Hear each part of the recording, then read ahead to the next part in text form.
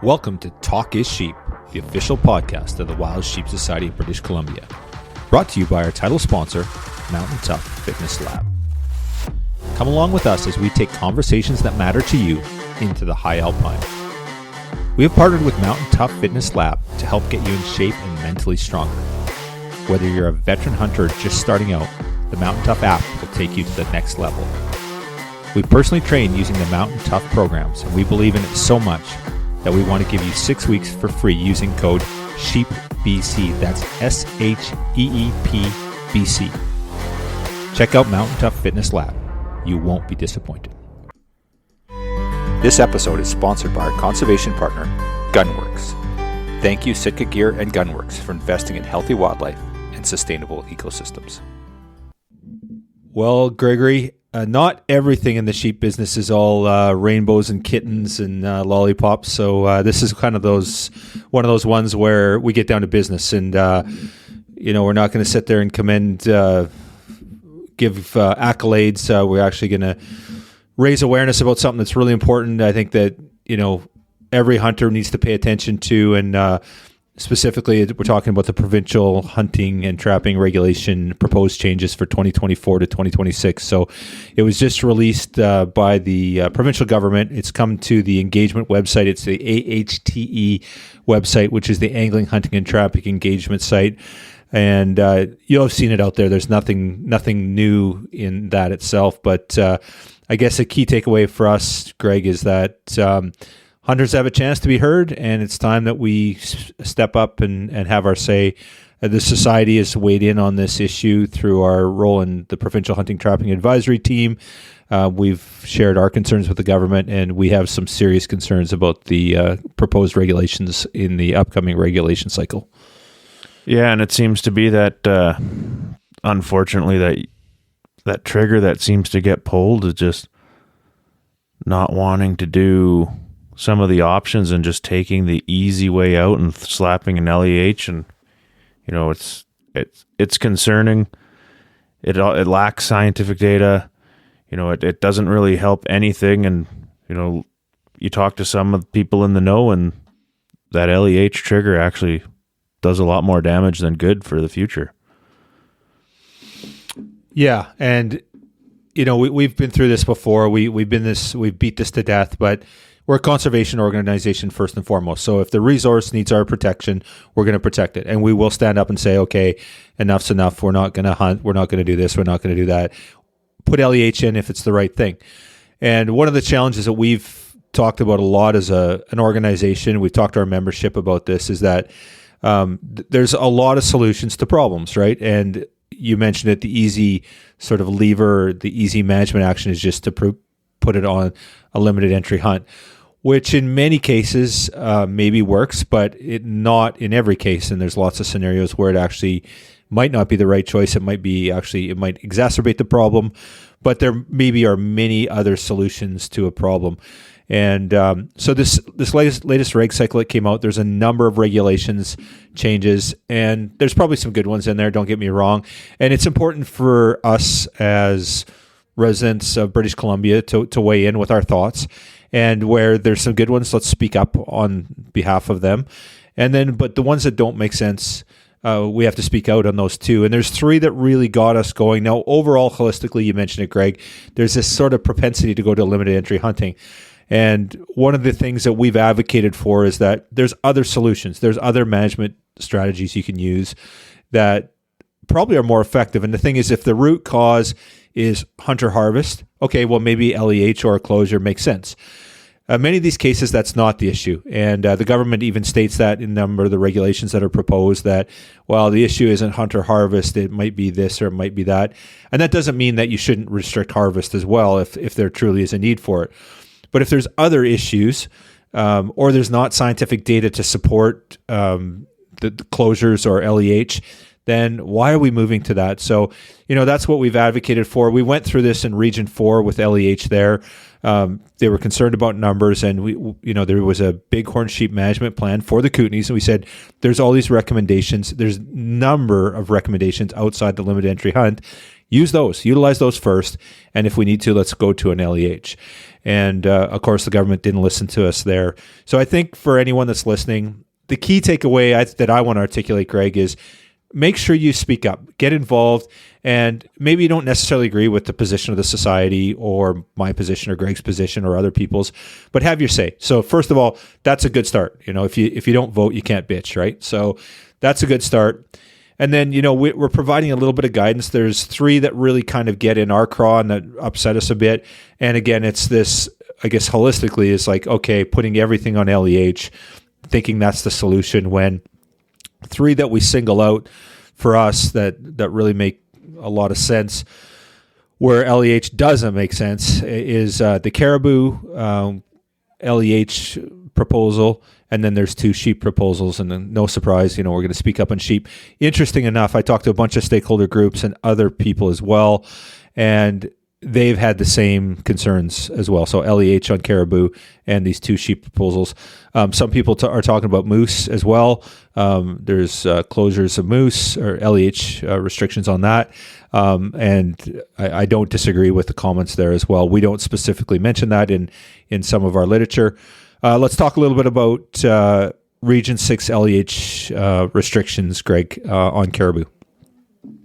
Yeah, so it's again, we need to put the emphasis on using the scientific data that gets presented, and none of it supports an LEH that we can see.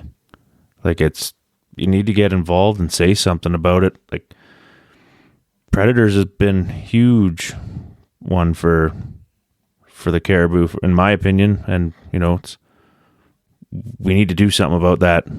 So I know it's not really a call to action that we're looking for, but that's kind of my call to action almost. It's stop pulling the easy lever on the LEH, especially on the caribou, and then we'll roll into the sheep ones here. Well, it's interesting with Region 6 caribou. There's a couple things that stand out. So, the actual government rationale is a bit, I guess, they talk about science-based data. They talk about data, and they talk about suspected declines, first of all. So obviously their data isn't trusted data. If they're talking about suspected, either it's good data or it's bad data. So if it's suspected, it's clearly bad data or no data. So there's that. So that's a little bit alarming. But it's also, that now there's a social aspect to it too, right? So we talk about science-based wildlife management. Now we also know that with UNDRIP and reconciliation and First Nations rights and titles, there's been a new way of management in the province, and we get that. So, and of course the society, we've been pretty clear about this, that we support reconciliation. We have a recognition of First Nations rights and titles, and we do have to address Indigenous concerns. So, is LEH the solution? And obviously the government consulted with First Nations. And one of the things that they talk about is, they kind of mishmash between, the Indigenous issue and First Nations rights, but then they sort of conflate that into sort of scientific data. And to me, it's almost the 2 arguments get, I guess, muddled up. So, if this is a social issue and we're addressing First Nations right, then let's state that and let's work from there. And let's address some of those First Nations concerns and Indigenous concerns. So, if there's too much activity on the landscape by non-Indigenous hunters in Indigenous areas, let's address those. Okay, so can we create buffer zones? Is there access limitations? Can we shorten the season? So address some of these concerns in these community concerns by speaking to Indigenous communities and seeing what we can do there. So again, it's just that easy lever. Let's just get all the hunters off the landscape, the non-Indigenous hunters off the landscape, and then we've solved that problem. It's no longer something we need to worry about. And again, in my opinion, and other people I've talked to in other stakeholder groups, it's just a very myopic view that we could do something a bit more proactive that would probably be more beneficial for First Nation communities and address some of their concerns. So that's one of the challenges that we've identified there. And then this whole conflation around numbers as well, and trying to use scientific data when there's just not a lot of data to support what they're talking about. It's a 5-point season. Mature bulls are protected. Herds are protected. You can't over harvest.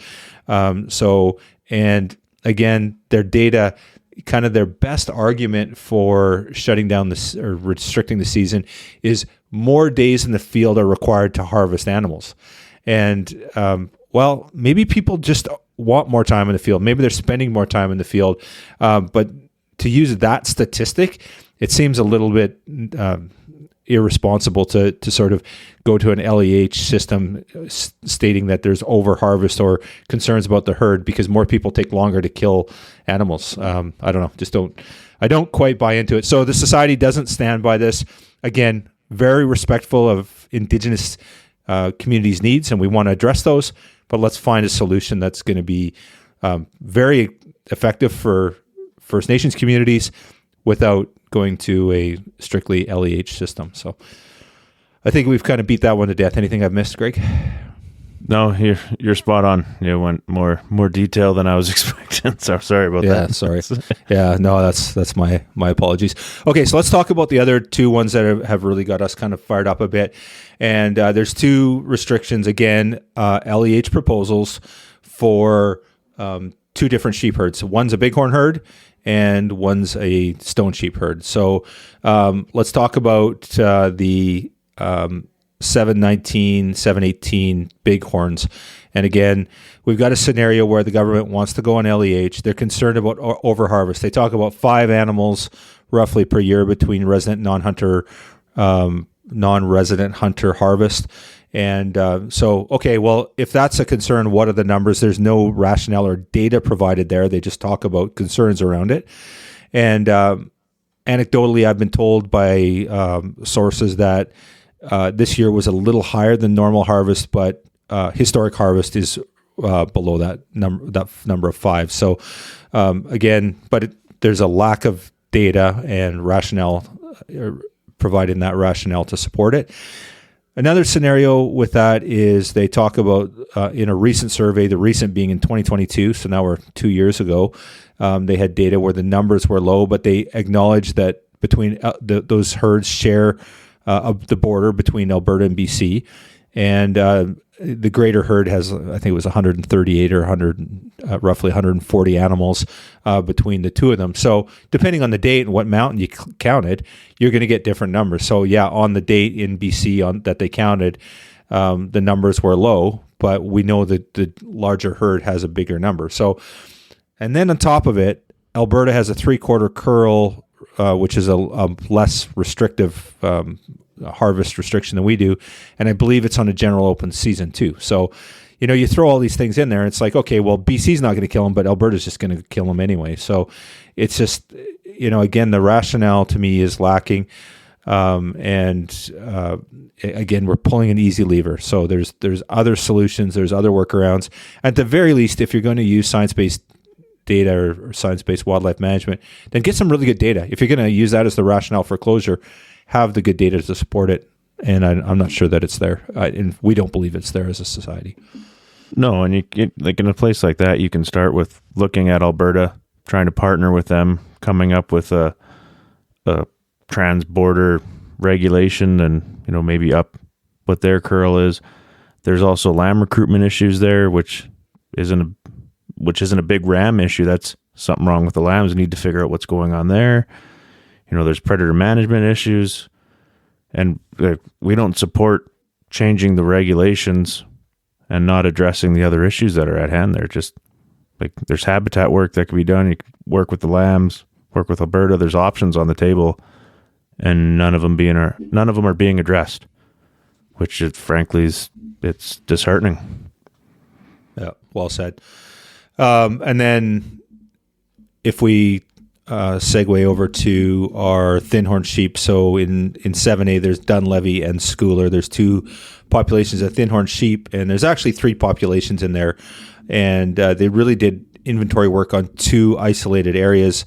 And there was some coloring work that's been done in there, and there's some movement studies. And so, again, they don't have comprehensive data, and they've actually stated that there's gaps in their knowledge. So we're like, if you're going to go to closures or to LEH restrictions, at least have good data to support it, or really good local knowledge or something to that effect. It's interesting. We had a master student for the society that is doing a study in there, and that we've supported, and they actually cite that movement study. It's a coloring project that we have going on there, and use some of that data against us.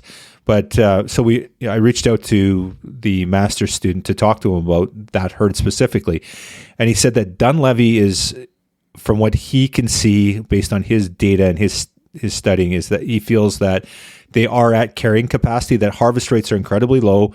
There's not a lot of hunting pressure on that herd.